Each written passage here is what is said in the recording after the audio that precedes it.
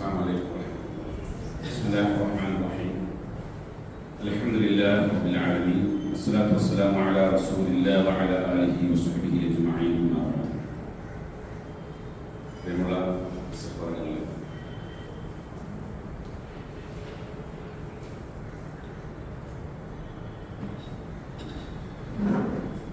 ഒരു പുണ്യയാത്രയ്ക്ക് ഒരുങ്ങിയിരിക്കുന്ന ആളുകളാണ് നമ്മൾ. ഏകദേശം 30-ഓളം ആളുകൾ ആണ് ഈ യാത്രയ്ക്ക് ഒരുങ്ങിയിരിക്കുന്നത്. നമ്മൾ പോകുന്നത് ഒരു ഇബാദത്ത് മുന്നിൽ കണ്ടുകൊണ്ടാണ്. അതുകൊണ്ട് തന്നെ നമ്മുടെ ഈ ക്ലാസ്സിൽ പ്രധാനമായി ചർച്ച ചെയ്യേണ്ടതും ആ ഇബാദത്തുമായി ബന്ധപ്പെട്ടുകൊണ്ടുള്ള കാര്യമാണ്. നമുക്ക് ആദ്യം നമ്മുടെ ഉംറയെ സംബന്ധിച്ചുള്ള ഒരു ചെറിയ വിവരണം നിങ്ങൾക്ക് തരാം. നമ്മുടെ 5 നേരം നിസ്കരിക്കുന്ന നിസ്കാരം, അതേപോലെ നോമ്പ്, അങ്ങനെയുള്ള ഇബാദത്തുകൾക്ക് തുല്യമായി തന്നെയുള്ള ഇബാദത്താണ് ഹജ്ജും ഉംറയും. അത് ഉംറ എന്ന് പറയുമ്പോൾ 5 നേരം നിസ്കരിക്കാൻ ഉള്ള നിസ്കാരത്തെ സംബന്ധിച്ച് നമ്മൾ പഠിക്കുന്ന അത്ര പോലും പ്രയാസമില്ല ഉംറയെ കുറിച്ച് പഠിക്കാൻ. വളരെ എളുപ്പമായി ചെയ്യാൻ കഴിയുന്ന, വാചികമായി, അതായത് നാവ് കൊണ്ട് ഉള്ള കാര്യങ്ങൾ വളരെ കുറവുള്ള, എന്നാൽ കുറെ നടത്തങ്ങളും മറ്റും കാര്യങ്ങളായിട്ടുള്ള ഒരു ചെറിയ വിഭാഗം. പക്ഷെ അതിന്റെ പ്രതിഫലം എന്ന് പറയുമ്പോൾ വളരെ വലുതാണ്. റസൂൽ സല്ലല്ലാഹു അലൈഹി വസല്ലം പറഞ്ഞു, താബിഉ ബൈനൽ ഹജ്ജി വൽ ഉംറ, നിങ്ങൾ ഹജ്ജും ഉംറയും ചെയ്തുകൊണ്ടിരിക്കും. ഫഇന്നഹുമാ യൻഫിയാനിൽ ഫഖറ വദുനൂബ്, അത് രണ്ടും നിങ്ങളുടെ ദാരിദ്ര്യവും നിങ്ങളുടെ പാപവും ഇല്ലാതെയാക്കുക. ദാരിദ്ര്യം ഇല്ലാതെയാക്കുക എന്ന് പറഞ്ഞാൽ നമ്മുടെ മനസ്സിലാണ് ദാരിദ്ര്യം. കുറെ പൈസ നമ്മുടെ കയ്യിലുണ്ട്, ഒരുപാട് പണമുണ്ട്, പക്ഷെ നമ്മൾ ഇപ്പോഴും പണത്തിനെ ആശ്രയിച്ചുകൊണ്ടിരിക്കുമ്പോൾ നമ്മൾ ദാരിദ്ര്യത്തിൽ തന്നെയാണ്. ഇവിടെ ദാരിദ്ര്യം കൊണ്ട് ഉദ്ദേശിക്കുന്നത് നമ്മുടെ മനസ്സ് ധന്യമാകും എന്നുള്ളതാണ്. അതുപോലെ നമ്മുടെ പാപങ്ങൾ അല്ലാഹു തആല പുറത്തു തരും എന്നുള്ളതുമാണ്. പാപങ്ങൾ പുറത്തു തരുന്നതിന്റെ പ്രാധാന്യവും അതിന്റെ ആവശ്യകതയും എന്തൊക്കെയാണെന്നുള്ളതൊക്കെ നമ്മുടെ യാത്രയിൽ നമുക്ക് അവിടെ ചെന്നിട്ട് വിശദീകരിക്കുന്ന സമയത്തൊക്കെ ഇൻഷാ അല്ലാഹ് നമ്മുടെ ക്ലാസ്സുകളിലൊക്കെ ഉണ്ടാകും. അപ്പൊ ഈ 2 കാര്യങ്ങൾ നിങ്ങൾക്ക് ഉംറയിലൂടെ ലഭിക്കും എന്നുള്ളത് റസൂൽ സല്ലല്ലാഹു അലൈഹി വസല്ലം പഠിപ്പിച്ചതാണ്. അതുപോലെ തന്നെ ഒരു ഉംറ മുതൽ അടുത്ത ഉംറ വരെയുള്ള കാര്യങ്ങൾ അല്ലാഹു കൊടുത്തു തരും എന്നുള്ളതും എല്ലാം ഹദീസുകൾ കൊണ്ട് സ്ഥിരപ്പെട്ട കാര്യങ്ങളാണ്. ഇവിടെ നമ്മൾ ഉംറ നിർവഹിക്കാൻ വേണ്ടി ഒരുങ്ങുമ്പോൾ ഉംറയിൽ ചെയ്യേണ്ടുന്ന ആകെ 4 കാര്യങ്ങളേ ഉള്ളൂ. ആ 4 കാര്യങ്ങൾ കൃത്യമായിട്ടൊന്ന് അറിഞ്ഞിരിക്കുക മാത്രം. എത്ര അറിഞ്ഞാലും അവിടെ ചെല്ലുമ്പോൾ ആദ്യമായി ചെന്ന് ചേരുന്ന ആളുകളെ സംബന്ധിച്ചിടത്തോളം അവർക്ക് ഒരു പ്രയാസം ഉണ്ടാകും. ആദ്യമായിട്ട് അത്രയും ജനക്കൂട്ടത്തിന്റെ ഇടയിലേക്ക് നമ്മൾ ചെന്നിറങ്ങുമ്പോൾ ഉണ്ടാകുന്ന ഒരു അസ്വസ്ഥത. ഉംറയുടെ ഈ 4 കാര്യങ്ങൾ ഓരോന്നും നമുക്ക് വിശദീകരിക്കാം. 1, ഉംറയ്ക്ക് വേണ്ടി ഇഹ്റാം ചെയ്യുക. 2, ഉംറയുടെ തവാഫ് നിർവഹിക്കുക. 3, ഉംറയുടെ സഅയ് നിർവഹിക്കുക. 4, തഹല്ലുലാവുക. ഈ 4 കാര്യങ്ങളാണ് ഉംറയുമായി ബന്ധപ്പെട്ട് നിർബന്ധമായി ഉണ്ടാകേണ്ട കാര്യങ്ങൾ. ഇനി ഈ 4മായി ബന്ധപ്പെട്ടുള്ള ചെറിയ ചെറിയ വിശദീകരണങ്ങൾ മാത്രമാണ്. അത് ഒന്നാമത് പറഞ്ഞത് ഉംറയ്ക്ക് വേണ്ടി ഇഹ്റാം ചെയ്യുക എന്നുള്ളതാണ്. ഉംറയ്ക്ക് വേണ്ടി ഇഹ്റാം ചെയ്യുക എന്ന് പറഞ്ഞാൽ ഇഹ്റാമിൽ പ്രവേശിക്കുക എന്നതിനർത്ഥം നമ്മൾ ആ കർമ്മം നിർവഹിക്കാൻ തയ്യാറായി കഴിഞ്ഞു എന്നുള്ളതാണ്. നിസ്കാരത്തിന് നമ്മൾ നിസ്കരിക്കാൻ വേണ്ടി ഒതൊക്കെ ചെയ്ത് തുണി കുപ്പായൊക്കെ മാറി നിന്ന് കഴിഞ്ഞാൽ നിസ്കരിക്കാൻ തയ്യാറായി ഇഖാമത്ത് കൊടുത്തു കഴിഞ്ഞാൽ ആദ്യമായിട്ടൊരു തക്ബീർ ചെയ്യും, അല്ലെ? അല്ലാഹു അക്ബർ എന്ന തക്ബീർ. ആ തക്ബീറിന്റെ പേരെന്താ? തക്ബീറത്തുൽ ഇഹ്റാം. ഇഹ്റാമിന്റെ തക്ബീറാണ് തക്ബീറത്തുൽ ഇഹ്റാം എന്ന് പറഞ്ഞാൽ ഇനി അവിടെ മുതൽ നമ്മൾ സാധാരണ വ്യക്തിയല്ല, കുറെ ചിട്ടകളും കുറെ നിബന്ധനകളുടെയും ഉള്ളിൽ ഇത് കഴിയുന്നത് വരെ നമ്മൾ കഴിഞ്ഞു കൂടണം എന്നാണ് അതിനർത്ഥം. അപ്പൊ ഇഹ്റാമിൽ പ്രവേശിക്കുക, ഉംറയ്ക്ക് വേണ്ടി ഇഹ്റാമിൽ പ്രവേശിക്കുക എന്ന് പറഞ്ഞാൽ ഇതേ പ്രകാരം തന്നെയാണ്. ഉംറ ചെയ്യാൻ ഞാൻ ഇതാ തയ്യാറായി കഴിഞ്ഞു. ഇനി ഞാൻ സാധാരണ വ്യക്തിയല്ല. എന്റെ ജീവിതത്തിൽ ഇത് കഴിയുന്നത് വരെയും ഞാൻ അല്ലാഹു കൽപ്പിച്ചിരിക്കുന്ന, റസൂൽ പറഞ്ഞിരിക്കുന്ന ആ ചിട്ടാവട്ടങ്ങളുടെ ഉള്ളിൽ ഒതുങ്ങാം എന്ന തീരുമാനം കൈക്കൊണ്ടു എന്നർത്ഥം. അപ്പൊ ഇഹ്റാമിൽ നമ്മൾ പ്രവേശിക്കുമ്പോൾ എന്താ ഇഹ്റാമിൽ പ്രവേശിക്കുക എന്ന് പറഞ്ഞാല് ഞാൻ ഉംറ ചെയ്യാൻ തയ്യാറായി കഴിഞ്ഞിരിക്കുന്നു എന്ന് നമ്മൾ നിയ്യത്ത് ചെയ്യലാണ് ഇഹ്റാമിൽ പ്രവേശിക്കുക. അപ്പൊ ഇഹ്റാമിൽ പ്രവേശിക്കുന്നതിന് മുമ്പായിക്കൊണ്ട് നമുക്ക് ചെയ്യേണ്ട പ്രധാനമായ കാര്യം ഇഹ്റാമിന്റെ കുളി നിർവഹിക്കുക. സുന്നത്താണ്. ഇഹ്റാമിന്റെ വേഷം ധരിക്കുക, അത് നിർബന്ധമായ കാര്യമാണ്. അപ്പൊ ഇഹ്റാമിന്റെ കുളിയും ഇഹ്റാമിന്റെ വേഷവും ധരിക്കുന്നതിന്റെ മുമ്പായിക്കൊണ്ട് നിങ്ങൾക്ക് നഖം വെട്ടാനുണ്ടെങ്കിൽ നഖമൊക്കെ വെട്ടുക. കാരണം ഇനി അത് കഴിഞ്ഞാൽ നമുക്ക് ഇതൊക്കെ കഴിഞ്ഞിട്ടേ നഖമൊക്കെ വെട്ടാൻ പറ്റാനേ പാടുള്ളൂ. അല്ലെങ്കിൽ നഖം വെട്ടൽ സുന്നത്താണ്. ഇന്നിപ്പോ വെള്ളിയാഴ്ച നമ്മളൊക്കെ രാവിലെ തന്നെ നഖമൊക്കെ വെട്ടി റെഡിയായി അല്ലേ? അപ്പൊ അതാണ് അതിന്റെ രീതി. നഖം മുറിക്കുക, കാലിലെയും കയ്യിലേക്കും. അതുപോലെ രോമങ്ങൾ വെട്ടി നീക്കേണ്ടത് വെട്ടി നീക്കുക, ഷേവ് ചെയ്ത് കളയേണ്ടത് ഷേവ് ചെയ്ത് കളയുക. അങ്ങനെ നീക്കേണ്ടതായ രോമങ്ങളൊക്കെ നീക്കം ചെയ്യുക. അങ്ങനെ നമ്മൾ റെഡിയായി കഴിഞ്ഞു. അതിനുശേഷം നമ്മൾ ഇഹ്റാമിന്റെ കുളി നിർവഹിക്കുക. ഇത്രയും കാര്യങ്ങൾ നമ്മളെല്ലാവരും നമ്മുടെ വീട്ടിൽ നിന്ന് ചെയ്യലാണ് ഏറ്റവും അഭികാമ്യം. കാരണം നമുക്ക് നമ്മുടെ യാത്രയിൽ അതിനുള്ളതായ അവസരങ്ങൾ കുറവാണ്. ദ്വീപുകാർ അവരുടെ റൂമിൽ നിന്ന്, നിങ്ങൾ ഹോട്ടലിലൊക്കെ താമസിക്കുന്നത്, നിങ്ങളുടെ റൂമിൽ നിന്നാണ് അത് ചെയ്യുന്നത്. ഇഹ്റാമിന്റെ കുളിക്ക് മുമ്പായിക്കൊണ്ട് മുടിനൊക്കെ നീക്കി ഇഹ്റാമിന്റെ കുളി നിർവഹിക്കുക. ഞാൻ ഇഹ്റാമിന്റെ കുളി നിർവഹിക്കുന്നു, ഉംറയ്ക്ക് വേണ്ടിയുള്ള ഇഹ്റാമിന്റെ കുളി ഞാൻ നിർവഹിക്കുന്നു. അങ്ങനെ കരുതിയാണ്. അതിനുശേഷം ഇഹ്റാമിന്റെ വേഷം ധരിക്കുക. സ്ത്രീകൾ ഇഹ്റാമിന്റെ വേഷം അവരുടെ വീട്ടിൽ നിന്ന് ധരിക്കുക. ഇഹ്റാമിന്റെ വേഷം, സ്ത്രീകളുടെ ഇഹ്റാമിന്റെ വേഷം എന്ന് പറഞ്ഞാൽ നിസ്കാരത്തിൽ അവരുടെ വേഷം എന്താണോ അതാണ്. നിസ്കാരത്തിന്റെ വേഷം എന്താ? മുഖവും മുൻകൈയും ഒഴിച്ച് ബാക്കി എല്ലാ ഭാഗങ്ങളും മറക്കുക. അതാണ് നമ്മുടെ ഉംറയുടെ ഇഹ്റാമിൽ അവർക്കുള്ള വേഷം. പിന്നെ നമ്മൾ നമ്മുടെ നിസ്കാരത്തില് അതിന്റെ വേഷം ധരിക്കുന്ന സമയത്ത് നമ്മൾ ഒരു യാത്രയിലല്ല, അടങ്ങി ഒതുങ്ങി നിന്ന് നിസ്കരിക്കുക. അപ്പൊ അങ്ങനെയൊക്കെ വരുമ്പോൾ നമുക്ക് ഒരു നിസ്കാര കുപ്പായിട്ടിട്ട് ഒരു മക്കനെ നിസ്കരിച്ചാൽ, പക്ഷെ നമ്മൾ ഇഹ്റാമിന്റെ വേഷം ധരിച്ച് യാത്രയിലാകും എന്നുള്ളത് കൊണ്ട് തന്നെ നമ്മളുടെ വേഷത്തിൽ ഒരു കൃത്യത പാലിക്കണം. എന്ന് പറഞ്ഞാല് നമ്മുടെ കാലിൽ ഒരു ഷോക്സ് വേണം. നിസ്കാരത്തിൽ നിൽക്കുന്ന കാലിൽ ഷോക്സ് വേണമെന്നില്ല, കുപ്പായ വസ്തുക്കളുണ്ടായാൽ കാലിൽ ഷോക്സ് നല്ലതാണ്. അപ്പൊ കാൽപാദം വെളിവാകില്ല. അതുപോലെ തന്നെ കൈയുടെ ഈ തണ്ടൻ കൈ വരെ ഇറങ്ങിക്കിടക്കാൻ പാകത്തിലുള്ള ഒരു, അത് കവർ ചെയ്യാൻ പാകത്തിലുള്ള എന്തെങ്കിലും ഒരു വസ്ത്രം, ഒരു ഷോക്സിന്റെ തല വെട്ടിയിട്ട് കയറ്റിയിട്ടാലും മതി. അത്രയും നമ്മൾ ചെയ്ത് കഴിഞ്ഞാൽ നമ്മുടെ കൈ വസ്ത്രം കൈ ഉയർത്തുമ്പോഴോ മറ്റും നമ്മുടെ വസ്ത്രം ഇറങ്ങി നമ്മുടെ കൈ വെളിവാകുകയില്ല. അപ്പൊ ഇത്രയുമാണ് അവരുടെ വേഷം. പുരുഷന്മാരുടെ വേഷം നമുക്കറിയാം, അവര് രണ്ട് വസ്ത്രമാണ്, രണ്ട് തുണിയാണ്, ഒന്ന് ഉടുക്കാനും ഒന്ന് പുതയ്ക്കാനും. ഈ രണ്ട് തുണി അല്ലാത്ത മറ്റൊരു വസ്ത്രം അവർക്കില്ല. ഇന്നൊന്നും ധരിക്കാൻ പറ്റില്ല. അതൊക്കെ മാറ്റി ഈ രണ്ട്, ഒന്ന് ഉടുക്കുക ഒന്ന് പുതയ്ക്കുക എന്നുള്ളത് നമ്മുടെ തുണിയിൽ എടുത്തിട്ടില്ല. ഇതേപോലത്തെ ഇതുപോലത്തെ രണ്ട് തുണികളായി. ആ തുണികളിൽ സ്റ്റിച്ചിങ് പാടില്ല, മടക്കി അടിച്ചതാകാൻ പാടില്ല, തുന്നിക്കെട്ടിയതാകാൻ പാടില്ല. അത് അതിന്റെ നിബന്ധനയാണ്. അതുപോലെ തന്നെ ഇഹ്റാമിന്റെ തുണി ഉടുക്കുമ്പോൾ അതിന്റെ മുകളിൽ ഒരു ബെൽറ്റ് കെട്ടാൻ വേണ്ടി, മുണ്ടഴിഞ്ഞു പോകാതിരിക്കാൻ. വാച്ച് വെക്കുന്നുണ്ട് കുഴപ്പമില്ല. അവരെ ഷോക്സ് ധരിക്കാൻ പറ്റില്ല.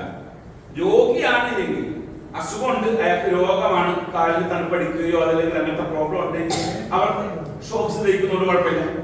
പക്ഷെ അതിന്റെ പൊതുവായ രീതിയിൽ ഷോക്സ് ധരിക്കാതിരിക്കുക. അതുപോലെ സാധാരണ ചെയ്തത് ഞാൻ എപ്പോഴും ക്ലാസ്സിൽ പറയുന്ന കാര്യം എന്ന് വെച്ചാൽ, ഉംറയ്ക്ക് പോകാൻ തയ്യാറായ ആളുകൾ പോകുന്നതിന് 2-3 ദിവസം അല്ലെങ്കിൽ ഒരാഴ്ച മുമ്പെങ്കിലും ഒരു ചെരുപ്പ് മേടിച്ച് കാലിലിട്ടൊന്ന് തറക്കം വരുത്തുക എന്നത് പറയും. അതല്ലെങ്കിൽ നിങ്ങൾ സ്ഥിരം ഉപയോഗിച്ചുകൊണ്ടിരിക്കുന്ന ഇരിപ്പുണ്ട്, വലിയ മോശമൊക്കെ ചെരുപ്പ്, അങ്ങാടിയിലേക്ക് പോകുമ്പോൾ അല്ലെങ്കിൽ വേറെ ആവശ്യത്തിന് പോകുമ്പോൾ നടക്കുമ്പോൾ ഇടുന്ന ചെരുപ്പ്, ആ ചെരുപ്പായാലും വലിയ കുഴപ്പമില്ല. കാരണം വെച്ചാല് നമ്മൾ കുറെ ദൂരം നടക്കാനുള്ളതാണ്. പുതിയ ചെരുപ്പൊക്കെ ഉമ്രക്കൊക്കെ പോകണല്ലേ, പുതിയ ചെരുപ്പൊക്കെ ഇട്ടിട്ട് പോകാൻ വേണ്ടി പോയി പുതിയ ചെരുപ്പൊക്കെ ഇടും, കുറച്ചപ്പോ കാല് കിട്ടും, ആ പ്രയാസങ്ങളൊക്കെ ഉണ്ടാവും. ചെരുപ്പ് സാധാരണ ചെരുപ്പ് ധരിക്കുന്നതുകൊണ്ട് കുഴപ്പമില്ല, വാച്ച് കെട്ടുന്നത് കൊണ്ട് കുഴപ്പമില്ല, അതിനൊന്നും തകരാറില്ല. അപ്പൊ പുരുഷന്മാര് ഈ വേഷം വേണം. ഈ വേഷം പുരുഷന്മാർ ചെയ്യുന്നത് നിങ്ങൾ വീട്ടിൽ നിന്ന് വേഷം മാറി വെച്ച് കുഴപ്പമൊന്നുമില്ല. വീട്ടിൽ നിന്നോ നിങ്ങളുടെ ഹോട്ടൽ റൂമിൽ നിന്നോ നിങ്ങളുടെ വേഷം മാറിയിട്ട് വന്നു എന്ന് കരുതി കുഴപ്പമൊന്നുമില്ല. പക്ഷെ നമ്മുടെ എയർപോർട്ടിലെ നടപടികളുമായി ബന്ധപ്പെട്ടുകൊണ്ട് അങ്ങനെ പോകുമ്പോൾ ഈ വേഷം നമുക്കൊരു അസ്വസ്ഥത തോന്നുന്നുണ്ട് എങ്കിൽ അവരെന്ത് ചെയ്യാം, അകത്ത് കയറിയിട്ട് വേഷം മാറിയാണ്. ഞാനൊക്കെ അകത്ത് കയറിയിട്ട് വേഷം മാറുന്ന ആളാണ്. അപ്പൊ അകത്ത് കയറിയിട്ട് വേഷം മാറാൻ അവിടെ സൗകര്യമുണ്ട്, നിസ്കരിക്കാനുള്ള സൗകര്യമുണ്ട്, എല്ലാം ഉണ്ട് നമ്മുടെ എയർപോർട്ടിന്റെ ഉള്ളിൽ. അങ്ങനെ വരുമ്പോൾ അവിടുന്ന് വേഷം മാറുന്ന ആളുകള് ഇഹ്റാമിന്റെ വേഷം ഒരു ജോഡി നമ്മുടെ ഹാൻഡ് ബാഗിൽ മുമ്പ് സൂചിപ്പിച്ച പോലെ കരുതി വെക്കുക. അപ്പൊ നമ്മൾ ഇഹ്റാമിൽ പ്രവേശിക്കുന്നതിന് മുമ്പായ ഏറ്റവും പ്രധാനപ്പെട്ട കാര്യങ്ങൾ ചെയ്തു കഴിഞ്ഞു. മുടി നഖം നീക്കി ഇഹ്റാമിന്റെ കുളി നിർവഹിച്ചു, ഇഹ്റാമിന്റെ വേഷം മാറി അല്ലെങ്കിൽ നമ്മൾ കയ്യിൽ കരുതി. ഇഹ്റാമിന്റെ വേഷം ധരിക്കുന്നതിന് മുമ്പായി പുരുഷന്മാർക്ക് ശരീരത്തിൽ സുഗന്ധം പുരട്ടാൻ സുഗന്ധമാണ്, സ്ത്രീകൾക്ക് ആ സുഗന്ധമില്ല. അവ ഇതിൽ നമ്മൾ എന്തെങ്കിലും ഒരു സ്മെല്ലുള്ള എന്തെങ്കിലും ഒന്ന് കയ്യിൽ കരുതി കൊടുക്കാം.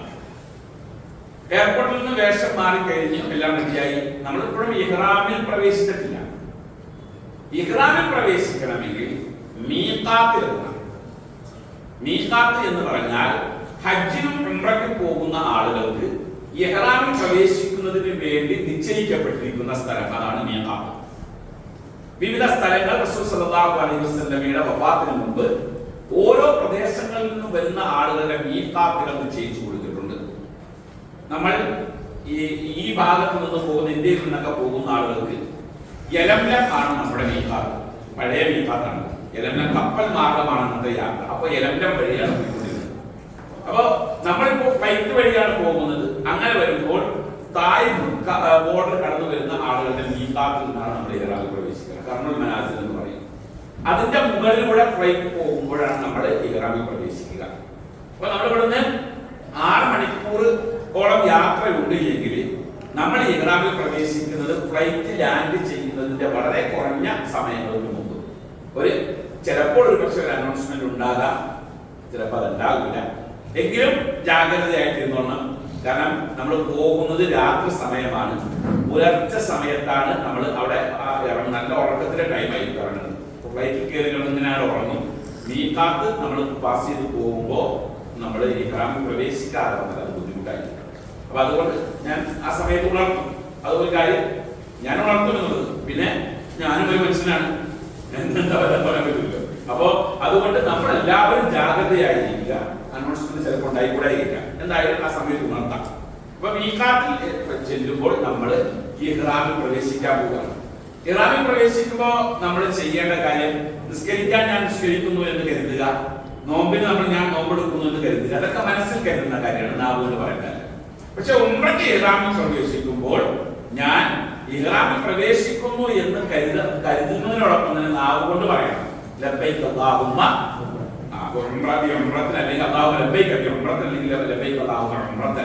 എന്നുള്ള രണ്ടിൽ ഒരു വാക്ക് ഒരു പ്രാവശ്യം ചിന്തിച്ചാൽ മാത്രമാണ് അങ്ങനെ മീഖാത്തിൽ വെച്ച് ഇഹ്റാമിൽ പ്രവേശിക്കണം. ഇഹ്റാമിൽ പ്രവേശിക്കുന്നതോടുകൂടെ നമ്മൾ സാധാരണ അവസ്ഥയിൽ നിന്നും മാറിക്കഴിഞ്ഞു. ഇനി നമ്മൾ ശ്രദ്ധിക്കേണ്ട കാര്യം, നമ്മളുടെ മുടി നഖങ്ങൾ കൊഴിഞ്ഞു പോകാതെ ശ്രദ്ധിക്കണം. ആവശ്യമായിട്ട് വെച്ച് വയ്ക്കുകയാണെങ്കിൽ മുടി ചീകി അങ്ങനെയൊക്കെ പോകാതിരിക്കും. നമ്മൾ താടിയൊക്കെ ചെയ്യുക, അങ്ങനത്തെ പരിപാടികളൊക്കെ ഒഴിവാക്കുക. സുഗന്ധം ഉപയോഗിക്കാൻ പാടില്ല. അതുപോലെ ഉള്ള ചില വ്യവസ്ഥകൾ നമുക്ക് ബാധകമായിരിക്കും. അവിടെ മുതൽ നമ്മൾ തൽബീയത്ത് ചൊല്ലുകയാണ്, ലബൈക അല്ലാഹുമ്മ ലബൈക ലബൈക ലാ ശരീക ലക എന്ന് തുടങ്ങുന്ന തൽബിയത്തിന്റെ വചനങ്ങൾ, ഇന്നൽ ഹംദ വന്നിഅമത ലക വൽ ലാ ശരീക ലക. ഈ തൽബിയത്തിന്റെ വചനങ്ങൾ ചൊല്ലിക്കൊണ്ടായിരിക്കും, വാക്കുകൾ ചൊല്ലിക്കൊണ്ടായിരിക്കും നമ്മൾ പോകുന്നത്. ഇഹ്റാമിൽ പ്രവേശിച്ച ഒരാളെ സംബന്ധിച്ചിടത്തോളം ഇതല്ലാത്ത വേറെ വർത്താനില്ല, ഇത് മതി. നമുക്ക് അതിന്റെ അർത്ഥം അറിയാലോ, അല്ലാഹുവേ നിന്റെ വിളിക്ക് ഞങ്ങൾ ഉത്തരം നൽകി വന്നിരിക്കുക. അള്ളാന്റെ വിളിക്കുത്തരം, അത് നമ്മളെ വിളിച്ചിട്ട് നമ്മൾ പോണത്, അള്ളാഹുവിന്റെ അതിഥിയായി പോവുകയാണ്. അപ്പൊ അള്ളാഹുവിന്റെ അതിഥിയായി അള്ളാഹു വിളിച്ച വിളിക്കുത്തരം ഉത്തരം നൽകി നമ്മൾ പോകുമ്പോൾ നമ്മൾ എല്ലാ അർത്ഥത്തിലും ആ മര്യാദ പാലിച്ചിരിക്കണം. അവിടെ ചെന്നാലും നമ്മൾ എയർപോർട്ടിൽ ഇറങ്ങിക്കഴിഞ്ഞാൽ, പാതിരാത്രി സമയത്താണ് നമ്മൾ ഇറങ്ങുന്നത്, ഇറങ്ങിക്കഴിഞ്ഞാൽ വളരെ എളുപ്പത്തിൽ എയർപോർട്ട് നടപടികളൊക്കെ ഇപ്പോൾ പൂർത്തിയാകുന്നുണ്ട്. കഴിഞ്ഞ യാത്രകളൊക്കെ വളരെ സന്തോഷമായിരുന്നു, നമുക്ക് പെട്ടെന്ന് പുറത്തിറങ്ങാൻ പറ്റി. അവിടെ ചെയ്യേണ്ട കാര്യം എന്ന് വെച്ചാൽ ഗ്രൂപ്പ് ലീഡർ എന്ന നിലയിൽ ഞാൻ എൻ്റെ ഇതൊക്കെ പൂർത്തിയാക്കി കഴിഞ്ഞാൽ പുറത്തേക്കാണ്.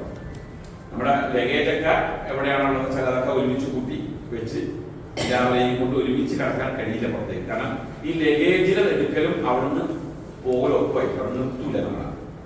അപ്പൊ അങ്ങനെ വരുമ്പോൾ നിങ്ങൾ ചെയ്യേണ്ട കാര്യം എന്ന് വെച്ചാൽ നിങ്ങളുടെ ലഗേജ് എടുക്കുക, ട്രോളി ഒന്ന് നേരെ പുറത്തേക്ക് വരിക, ആരെ അന്വേഷിക്കേണ്ട ആവശ്യമില്ല. നിങ്ങൾ പുറത്തേക്ക് വന്ന് കുറച്ചങ്ങ് നടന്നു വന്നു കഴിഞ്ഞാൽ നമുക്ക് പോകാനുള്ള ബസ് അവിടെ നിർത്തിയിട്ടുണ്ടാവും, ബസ്സിന്റെ അടുത്ത് ഞാനുണ്ടാവും, നമ്മുടെ ആൾക്കാരുണ്ടാവും. ബേജാറാകുന്നില്ലേ, എന്റെ ആൾക്കാർ വരാണ്ട്, അവര് വരാനുണ്ട്, ഇവര് വരാണ്ട്, അവിടെ നിർത്തൂല. അവരിങ്ങനെ പോകുമെന്ന് പറഞ്ഞിട്ട് നമ്മളെ പുറത്തേക്ക് തള്ളിക്കൊണ്ടേയിരിക്കും. നമ്മൾ അവിടെ പുറത്ത് കിടക്കുന്ന നിർബന്ധിതരാകും. പുറത്ത് കടന്നു കഴിഞ്ഞാൽ അവിടെ ടാക്സി കാര്യങ്ങളൊക്കെ ഉണ്ടാവും, അവർ വിളിച്ച് നമ്മൾ അങ്ങോട്ട് പോകേണ്ട ആവശ്യമില്ല. നിങ്ങൾ നേരെ പോകുന്നത്, അവിടെ ആൾക്കാർ ഇങ്ങനെ പോകുന്ന കാണാം, നേരെ കൊണ്ട് ഇങ്ങനെ പോകുന്ന കാണാം, എല്ലാ ഗ്രൂപ്പിലത്തെ ആൾക്കാർ. നിങ്ങൾ നേരെ പോരുക. അവിടെ വരുമ്പോൾ ബസ്സുകളൊക്കെ നിരത്തിയിട്ടുണ്ടാവും, അവിടെ നമ്മൾ നിൽപ്പുണ്ടാവുക. പഠിക്കേണ്ട ആവശ്യമില്ല. എന്നാലും പരമാവധി ഞാൻ നിങ്ങളെ ഒന്ന് ശ്രദ്ധിക്കും. കഴിഞ്ഞ വർഷമൊക്കെ എന്ന് പറഞ്ഞാൽ എമിഗ്രേഷൻ കഴിഞ്ഞ് വരാൻ 2-3 ആളുകൾ വൈകിയപ്പോൾ ആകെ ബുദ്ധിമുട്ടായി പോയി. കാരണം ബസ് പോകാൻ തയ്യാറാകുന്നു, ബസ് അങ്ങനെ പോകൂല, നമ്മളെ കൂട്ടാണ്ട് പോകൂല, അത് വേറെ കാര്യം. പക്ഷെ ആളുകളൊക്കെ വന്ന 2-3 ആളുകൾ ബേജാറായി, ലാസ്റ്റ് വന്ന ആളുകൾ. നിങ്ങൾ ആ ബേജാറാകേണ്ട ആവശ്യമില്ല. ഇനിയിപ്പോ നിങ്ങളെ കൂട്ടാണ്ട് ഒരു ബസ് അവിടെ പോയി നാൾ കൂട്ടിക്കോ. ഞങ്ങളെല്ലാവരും നിങ്ങളെ ഒരാൾ 2 ആളെ കൂട്ടാതെ പോയി കൂട്ടിക്കോ. നിങ്ങൾ ബേജാറാകേണ്ട ആവശ്യമില്ല. നിങ്ങൾ താമസിക്കുന്ന ഹോട്ടലിൽ അവിടെ എത്തിച്ചിരിക്കും, അവിടെ എത്തിച്ചിരിക്കും. അപ്പൊ ആ കാര്യത്തിൽ അങ്ങനത്തെ വിഷയങ്ങളൊക്കെ ബേജാറാണ്ട. നിങ്ങൾ ചെയ്യേണ്ട കാര്യം നിങ്ങളുടെ ലഗേജ് അവിടെ നിന്ന് എടുക്കണം, അത് എടുത്തിട്ടുണ്ടെന്ന് ഉറപ്പുവരുത്തണം. പിന്നെ ബസ്സിൽ കയറാനുള്ളതായ ആ റൂട്ട് വഴി ഇവിടെ നേരെ പുറത്തേക്ക് കടന്ന് പോരുക മാത്രമാണ് ചെയ്യുന്നത്. അപ്പൊ നമ്മളിപ്പോ ഇഹ്റാമിലാണ്. ഇഹ്റാമിൽ പ്രവേശിച്ച് നമ്മൾ ബസ്സിൽ കയറി അവിടെ നിന്ന് ഏകദേശം ഒരു മണിക്കൂർ കഷ്ടി നമുക്ക് യാത്ര ചെയ്യാൻ, ഒരു 1.5 മണിക്കൂർ കൂട്ടി നമുക്ക് യാത്ര ചെയ്യാൻ. നമ്മളവിടെ എത്തിക്കഴിഞ്ഞാൽ നമ്മുടെ ഹോട്ടൽ റാഫിലേക്ക് ഹോട്ടലാണ്. കഴിഞ്ഞ പ്രാവശ്യം നമ്മൾ എല്ലാ അജിയാദിലാണ് താമസിക്കുന്നത്. അത് ജലസത്തിനാണ്, ചെറിയൊരു കയറ്റം ഉണ്ട്. ഇപ്പൊ നമ്മള് പറഞ്ഞിരിക്കുന്ന ഹോട്ടല് കയറ്റില്ല, നേരെ നടന്നു വരാനുള്ളൂ, കയറ്റൊന്നും വെക്കേണ്ട ആവശ്യമില്ല. രണ്ടും ഏകദേശം ഒരേ ദൂരം തന്നെയാണ്. എന്നാൽ ഇന്ന് ചെയ്തിരിക്കുന്ന ഹോട്ടൽ വളരെ മോശം, കുഴപ്പമില്ലാത്ത ഹോട്ടലുമാണ്. കുഴപ്പമില്ല, എനിക്ക് പരിചയമുള്ള ഒരു ഹോട്ടൽ തന്നെയാണ്. അപ്പൊ എന്തായാലും നമ്മൾ ഹോട്ടലിൽ എത്തിക്കഴിഞ്ഞാൽ സുബഹിയുടെ മുമ്പായിട്ട് നമ്മൾ ഹോട്ടലിൽ അപ്പോഴത്തെ നമ്മുടെ അവസ്ഥ എന്താണെന്ന് നോക്കിയിട്ടാണ് നമ്മുടെ ഉംറയുടെ കർമ്മങ്ങൾക്ക് വേണ്ടി നമ്മൾ ഇറങ്ങുന്നത്. കാരണം യാത്രയുടെ ഇത് എളുപ്പത്തിൽ നമ്മൾ അവിടെ പുറത്ത് കിടന്നു അവിടെ എത്തിയെങ്കിൽ നമുക്ക് പെട്ടെന്ന് വലിയ ക്ഷീണമൊന്നും ഉണ്ടാവില്ല. അപ്പൊ അങ്ങനെയാണെങ്കിൽ എല്ലാവരും കൂടെ കൂടിയിട്ട് ഫജ്ർ നമസ്കരിക്കാൻ ഹറമിലേക്ക് പോയി അവിടെ പോയി സുബഹി നിസ്കരിച്ച് തവാഫ് ആരംഭിക്കാം. അത് അവിടെ ചെന്നിട്ടേ നമ്മൾ തീരുമാനിക്കുള്ളൂ എപ്പോൾ നമ്മൾ ഉംറയ്ക്കണം എന്നുള്ളത് തീരുമാനിക്കാൻ വേണ്ടി. നിങ്ങളവിടെ ചെറിയൊരു റെസ്റ്റ് എടുക്കാൻ അവസരമുണ്ട്. ആ റെസ്റ്റ് ഒക്കെ എടുത്തു കഴിഞ്ഞാൽ നമ്മൾ തവാഫിന് വേണ്ടി ഇറങ്ങുകയാണ്. തവാഫിന് വേണ്ടി ഇറങ്ങുമ്പോൾ തവാഫിന്റെ നിബന്ധനകളിൽ പെട്ടതാണ് ഒതു ഉണ്ടായിരിക്കുന്നത്. ഉംറയുടെ കർമ്മങ്ങളിൽ ഒതു ആവശ്യമുള്ളത് ഈ ഒരു കാര്യത്തിന് മാത്രമേ. ഇഹ്റാമിൽ പ്രവേശിക്കുമ്പോഴൊന്നും ഒതു വേണമെന്നില്ല. അതുപോലെ ഇഹ്റാമിന്റെ മുമ്പൊരു നിസ്കാരം, അങ്ങനെ നിസ്കാരമൊന്നും ഇല്ല. പക്ഷേ ഇഹ്റാമിൽ പ്രവേശിക്കുന്ന സമയത്ത് പ്രവേശിക്കുന്നത് ഏതെങ്കിലും ഒരു നിസ്കാരത്തിന് ശേഷമായിരിക്കും സുന്നത്ത്. ഒരു നിസ്കാരത്തിന്റെ സമയത്താണെങ്കിൽ നിസ്കാരം നിസ്കരിച്ചിട്ട് ഇനി ഒന്നും അല്ലെങ്കിൽ മീഖാത്തിൽ എത്തുകയാണെങ്കിൽ അവിടെ കയറി പള്ളി കയറി നിസ്കരിച്ചിട്ട് ഇതിനൊന്നും ഉള്ള സൗകര്യമുള്ള സ്ഥലത്തില്ല നമ്മൾ ഇഹ്റാമിൽ പ്രവേശിക്കുന്നത്. ഫ്ലൈറ്റിൽ വെച്ചാൽ ഒരു നിസ്കാരത്തിന് സമയമല്ല, ഒരു നിസ്കാരത്തിന്റെ സാധ്യതയില്ല. അപ്പൊ നമുക്ക് നിസ്കാരം സുന്നത്തില്ല. അപ്പൊ നമ്മള് ഇഹ്റാമിൽ പ്രവേശിച്ച് നമ്മൾ തവാഫിന് വേണ്ടി ഇറങ്ങുന്ന സമയത്ത് ഹോട്ടലിൽ നിന്ന് നമ്മൾ വുളു ചെയ്തിറങ്ങണം. ഹറമിൽ പോയിട്ട് ഒന്നെടുത്തിട്ട് എടുക്കാമെന്ന് ആരും കരുതണ്ട. ഹറമിൽ പോയിട്ട് ഒന്നെടുക്കാൻ വലിയ വയ്യ, നിസ്സാര കാര്യമല്ല. കാരണം ഒന്നെടുക്കുന്ന സ്ഥലങ്ങളൊക്കെ കുറെ ദൂരങ്ങളിലാണ്. നമുക്ക് അവിടെ പോയി ഒന്നെടുത്തിട്ട് വരാൻ നല്ല എക്സ്പീരിയൻസ് ഉണ്ടെങ്കിൽ ആ സമയത്ത് നമുക്ക് കഴിയില്ല, ബുദ്ധിമുട്ട്. അപ്പൊ അതുകൊണ്ട് റൂമിൽ നിന്ന് തന്നെ ഒതു ചെയ്ത് ഇറങ്ങാൻ എല്ലാ ആളുകളും ശ്രദ്ധിക്കണം. അപ്പൊ ഇതിപ്പോഴേ അഡ്വാൻസ് ചെയ്ത് പറയുന്ന കാര്യം എന്ന് വെച്ചാൽ നമ്മൾ അവിടെ ചെന്ന് നിങ്ങൾക്കൊക്കെ എല്ലാ ആളുകൾക്കും ഒരു ബെഡ് സ്പേസ് ആണ് നമ്മുടെ ടൂർ ഓപ്പറേറ്റർമാർ നമുക്ക് നിർദ്ദേശിച്ചത്. അപ്പൊ അവിടെ ചെന്ന് നിങ്ങളുടെ ബെഡ് സ്പേസ് നിങ്ങൾക്ക് നിങ്ങളെ ഏൽപ്പിക്കും. ഇതാണ് നിങ്ങളുടെ ബെഡ് സ്പേസ്, ഇത്ര നമ്പർ റൂമിലാണ് നിങ്ങൾക്കുള്ള ബെഡ് ഏൽപ്പിക്കും. ആ സമയത്ത് യാത്ര കഴിഞ്ഞ് നമ്മൾ എങ്ങനെയും റൂമിലെത്തി ലഗേജ് വെക്കുന്ന ചിന്തയായിരിക്കും. അപ്പൊ ഞാൻ പറയുന്ന ഒരു സാധനം നിങ്ങൾ ചെവിക്കൂല, ഒരു സംഭവം നിങ്ങൾ ചെവിക്കൂല. അപ്പൊ ഞാൻ അപ്പൊ പറയുന്നത് ഒന്ന് ചെയ്തിട്ട് അങ്ങോട്ടൊക്കെ പറയാം, അതൊന്നും നിങ്ങളെ ചെവിക്കില്ല. അപ്പൊ അതുകൊണ്ട് അത് ഇപ്പോഴേ പറയാണ്, തവാഫിൽ പോകുമ്പോൾ റൂം നിങ്ങൾ ഒതുകൊടുത്തിട്ട് ഇറങ്ങണം. അത് നിങ്ങൾ വളരെ ശ്രദ്ധിക്കേണ്ട കാര്യം. നമ്മൾ തവാഫിന് വേണ്ടി പോവുകയാണ്. പോകുന്ന വഴിക്ക് നമ്മുടെ ഹോട്ടലിൽ നിൽക്കുന്ന സ്ഥലവും ഹോട്ടലിലേക്ക് എത്തേണ്ട വഴികളും കാര്യങ്ങളെല്ലാം കൃത്യമായി നിങ്ങൾക്ക് ലാൻഡ്മാർക്ക് കാര്യങ്ങളൊക്കെ കാണിച്ചു തന്നുകൊണ്ടായിരിക്കും നമ്മൾ ഹറമിലേക്ക് പോവുക. ഹറമിൽ ചെന്ന് കഴിഞ്ഞാൽ ഇപ്പോൾ തവാഫിന് വേണ്ടി ഇറങ്ങുന്ന ആളുകൾക്ക് പ്രത്യേക എൻട്രൻസ് ആണ്. ആ വഴി വേണം അവർ ഇറങ്ങാൻ. എല്ലാ ആളുകളെയും അതിൽ ഇറങ്ങില്ല. അപ്പൊ ഇഹ്റാമിന്റെ വേഷത്തിൽ വേണം അങ്ങോട്ട് ഇറങ്ങാൻ. അങ്ങനെ ഇറങ്ങുമ്പോൾ നമുക്ക് ഇവിടുന്ന് ബാഡ്ജ് തരും, കഴുത്തിലുള്ള ബാഡ്ജ് തരും. ആ ബാഡ്ജ് നിർബന്ധമായിട്ട് ധരിച്ചിരിക്കണം.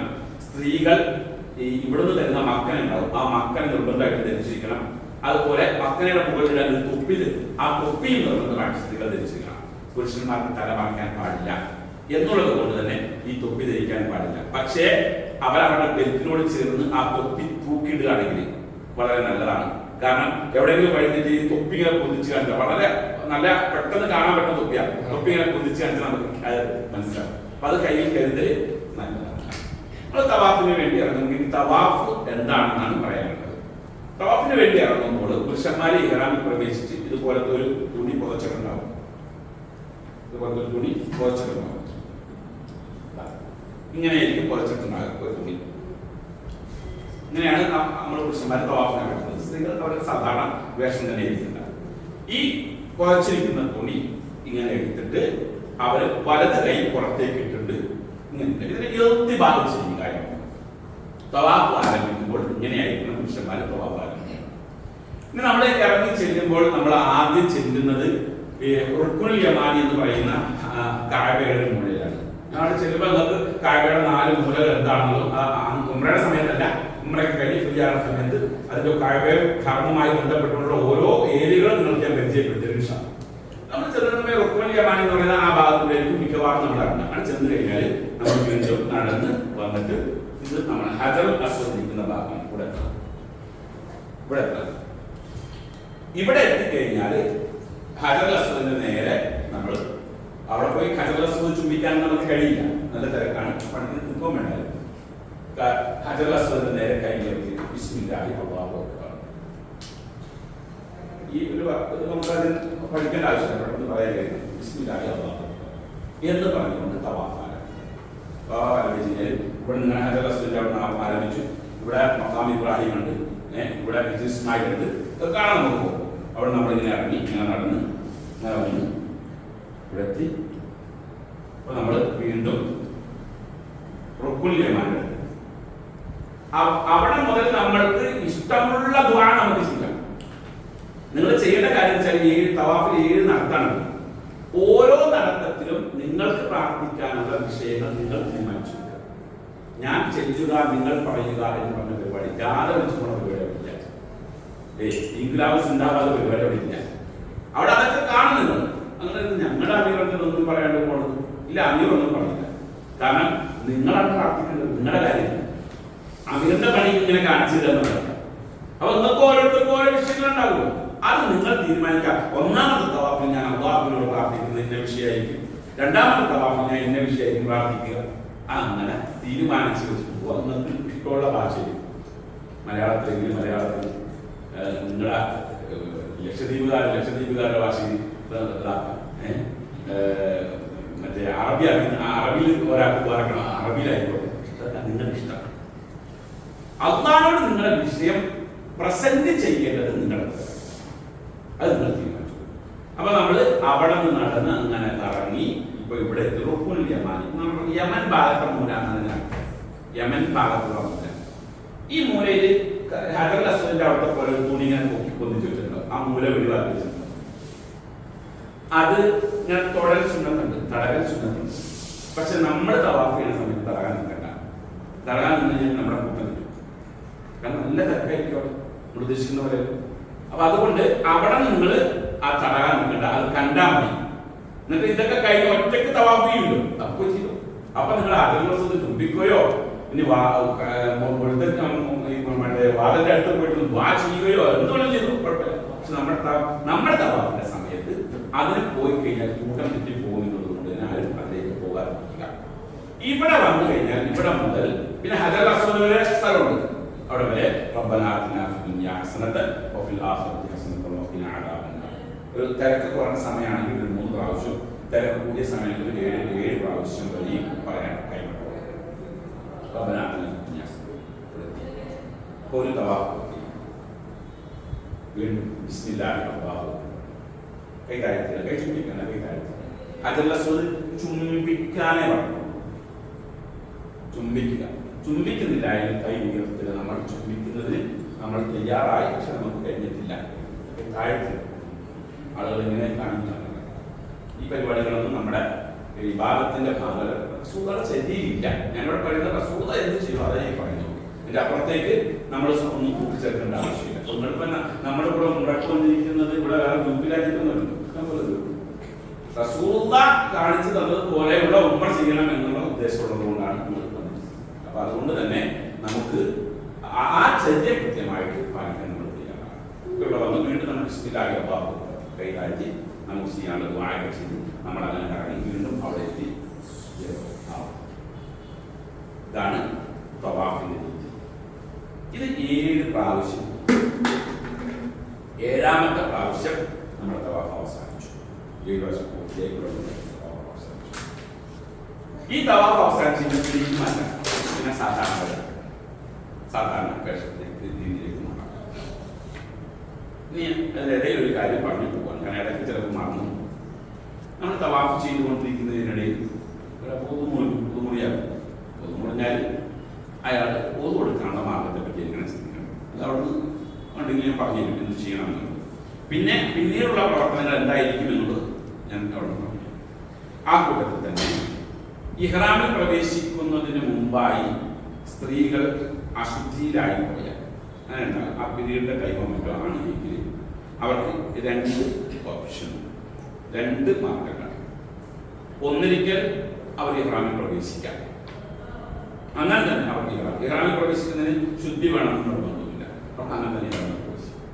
അപ്പൊ അങ്ങനെ ഇഹ്റാമിൽ പ്രവേശിച്ചാൽ ശുദ്ധി ആകുന്നത് വരെ ഇഹ്റാമിൽ തന്നെ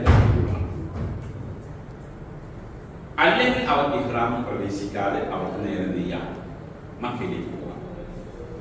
അങ്ങനെ വന്നു കഴിഞ്ഞാൽ മക്കയിൽ നിന്ന് കുറഞ്ഞ ദൂരം അകലെ തൻഈം എന്ന് പറയുന്ന പ്രദേശത്ത് മസ്ജിദ് ആയിഷയിൽ അവിടെ ശുദ്ധിയായി കഴിയുമ്പോൾ അവിടെ പോയി ഇഹ്റാമിൽ പ്രവേശിച്ചിട്ട് അവർക്ക് ഉംറ ചെയ്യാം. അതാണ് അതിന്റെ ഇടയ്ക്ക് നമ്മൾ ചിലപ്പോൾ പറയാൻ മറന്നു പോകുന്ന ഒരു വിഷയമാണ്. ഇടയിൽ ഞാൻ അത് പറഞ്ഞു. അപ്പൊ തവാഫ് നമ്മൾ പൂർത്തിയാക്കി. തവാഫ് പൂർത്തിയാക്കിയാൽ പിന്നെ നമ്മൾ അവിടെ വിശാലമായ സ്ഥലമുണ്ട്. ഈ മഖാം ഇബ്രാഹിം എന്ന് പറഞ്ഞ സ്ഥലം ഈ ഹജർ അസ്വദ് കഴിഞ്ഞിട്ടുള്ള ഭാഗത്താണ്. ഇതിന്റെ പരിസരം വിശാലമാണ്.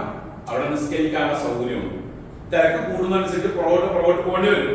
പിന്നെ തിരക്ക് കൂടിയാൽ പിന്നെ പുറകോട്ട് പോകേണ്ടി വരും. ചിലപ്പോൾ കാബ കാണാത്ത സ്ഥലത്ത് പോകേണ്ടി വരും. എന്നാലും അവിടെ എവിടെയെങ്കിലും ഒഴുകിയ സ്ഥലത്ത് കാബയുടെ പരിസരത്ത് എവിടെയും നിസ്കരിച്ചാൽ മതി, എവിടെയും നിസ്കരിക്കാം.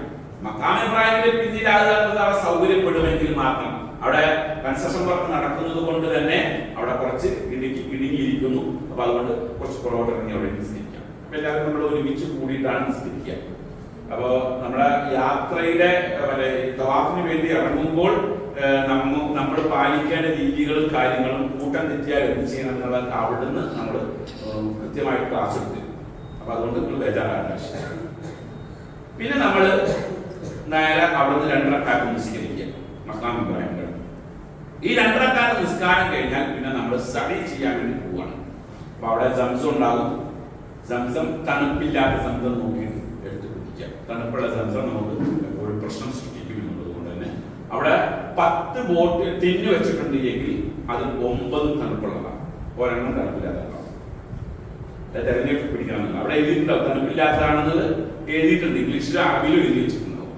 അവർ അത് പരമാവധി തണുപ്പില്ലാത്ത കുടിക്കാൻ നമ്മൾ ശ്രമിക്കുക. കാരണം പെട്ടെന്ന് തൊണ്ടയ്ക്ക് നമ്മളെ തൊണ്ടവേദന വരിക, വരികയും ചുമ വരികയൊക്കെ ചെയ്യാനുള്ള കാരണമായി. നമ്മൾ തവാഫ് കഴിഞ്ഞാൽ ഇനി നമ്മൾ സഈന് വേണ്ടി പോവുകയാണ്. സഈന് വേണ്ടി പോകുമ്പോഴും കുറച്ച് നടക്കാനുണ്ട്. കാരണം മർവയുടെ സഫയുടെ മുകളിലേക്ക് നമ്മൾ സഫയുടെ മുകളിലെത്തുമ്പോൾ അങ്ങനെ കയറി പോകുന്ന സമയത്ത് നമ്മൾ വിശുദ്ധ ഖുർആൻ സൂറത്തുൽ ബഖറ എന്നത് ഇന്ന സഫ വൽ മർവത മിൻ ശഅഇരില്ലാ, ചുരുങ്ങിയത് അത്രയെങ്കിലും നമ്മൾ ഓർക്കണം. ചുരുങ്ങിയത്. ഇനി ആയത്ത് പൂർണ്ണമായും ഓതാൻ അറിയുന്ന ആളുകൾ പൂർണ്ണമായും നമുക്ക് ഇവിടുന്ന് ഒരു ബുക്ക് തരും. ആ ബുക്കിൽ ആ ആയത്ത് ഉണ്ട്, അത് നോക്കിയിട്ട് പഠിച്ചാൽ മതി. ഒരു ആയത്തല്ലേ ഉള്ളൂ. ഇന്ന സഫ വൽ മർവത മിൻ ശഅഇരില്ലാ എന്ന ആ ചുരുങ്ങിയ വാക്കുകൾ നമ്മൾ പഠിച്ചു കൊടുക്കുക. സഈന്റെ അടുത്ത് ചെന്ന് സഫാ കുന്നിന്റെ മുകളിൽ എത്തിക്കഴിഞ്ഞാൽ കഅബയുടെ നേരെ നമ്മൾ തിരിഞ്ഞു നിന്നു. കഅബയുടെ നേരെ തിരിഞ്ഞു നിന്ന് കൈകൾ ഉയർത്തി പ്രാർത്ഥിക്കും. ലാ ഇലാഹ ഇല്ലല്ലാഹു വഹ്ദഹു ലാ ശരീക ലഹു ലഹുൽ മുൽക്കു വലഹുൽ ഹംദു വഹുവ അലാ കുല്ലി ഷൈഇൻ ഖദീർ. ലാ ഇലാഹ ഇല്ലല്ലാഹു അൻത സബറത വനസറ അബ്ദക വഹസമൽ അഹ്സാബ. ഈ ഒരു പ്രാർത്ഥന അത് നമ്മുടെ ആ ബുക്കിൽ അത് 3 പ്രാവശ്യം ആ പ്രാർത്ഥന നിർവഹിക്കുക. ഇനി അത് നമ്മൾ ഒരുമിച്ച് പോകുമ്പോൾ 3 പ്രാവശ്യം നിർവഹിച്ചിട്ട് നമ്മൾ പിന്നെ സഹിയാകും. ഒറ്റയ്ക്കൊക്കെ പോയി ഉംറ ചെയ്യുമ്പോൾ അങ്ങനെ അവസ്ഥ നമുക്ക് വരുന്നുണ്ട്. അങ്ങനെ ചെയ്യുന്ന സമയത്ത് ഈ പ്രാർത്ഥനയുടെ കൂടെ നിങ്ങൾക്ക് ഇഷ്ടം പോലെ പ്രാർത്ഥനകളായിരിക്കാം, കുഴപ്പമില്ല. അങ്ങനെ നിങ്ങൾക്ക് ആവശ്യമുള്ള കാര്യങ്ങളൊക്കെ പ്രാർത്ഥിച്ചിട്ട് സഹിയായിരിക്കാം. സഹി എന്ന് പറഞ്ഞാൽ നടത്തണം. ഒരു 300-350 മീറ്റർ നടത്താം. മനസ്സിലായി? ഇവിടുന്ന് ഇറങ്ങി ഞാൻ നടന്നു പോവുക.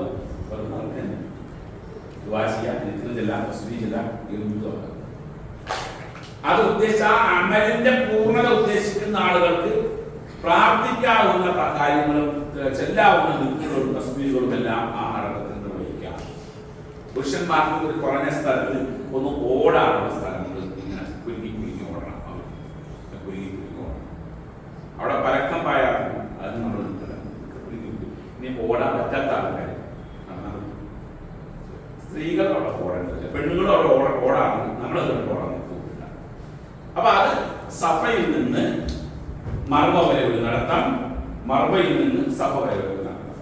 മർവയുടെ അടുത്ത് പോയിട്ട് പ്രാർത്ഥന എവിടെയും കാണുന്നില്ല. ചില ആളുകൾ പ്രാർത്ഥിക്കാറുണ്ട്, പക്ഷെ മർവയിൽ പോയിട്ടുള്ള പ്രാർത്ഥന എവിടെയും കാണുന്നില്ല. അപ്പൊ അവിടെ പോയിട്ട് വീണ്ടും നമ്മൾ തിരിച്ച് സഫയുടെ അടുത്ത് വീണ്ടും നമ്മൾ പ്രാർത്ഥിക്കാം. ലാ ഇലാഹ ഇല്ലല്ലാഹു വഹ്ദഹു ലാ ശരീക ലഹു ലഹുൽ മുൽക്കു വലഹുൽ ഹംദു വഹുവ അലാ കുല്ലി ഷൈഇൻ ഖദീർ. ലാ ഇലാഹ ഇല്ലല്ലാഹു അൻത വീണ്ടും അങ്ങനെ നമ്മൾ 7ാമത്തെ നടത്തം മർവയുടെ മുകളിൽ പോയിട്ട് അവസാനം. അതോടുകൂടെ ഉംറയുടെ പ്രധാനപ്പെട്ട 3 കാര്യങ്ങൾ അവസാനിച്ചു. ഇനി 4ാമത്തത് എന്താണ്? തഹല്ലുലാകുക എന്ന് പറഞ്ഞാൽ നമ്മൾ തഹ്ലീലിലാണ് വന്നത്, ഇഹ്റാമിലാണ് വന്നത്. ഇനി പലതും നമുക്ക് ഹറാമായിരുന്നു, ഇനി എല്ലാം നമ്മൾ ഹലാലാക്കണം. തഹല്ലുലാകണം, ഇനി എല്ലാവർക്കും ഹലാലാക്കണം. ആ ഹലാലാക്കുന്നതിന് നമ്മൾ നമ്മുടെ മുടി നീക്കം ചെയ്യുക. പുരുഷന്മാർ തലമുടി മുഴുവൻ പഠിച്ച് നിൽക്കുക. എനിക്ക് മുടി കൈവാസം നീക്കിയിട്ട് അപ്പം മുടി പഠിച്ച് നിൽക്കുക.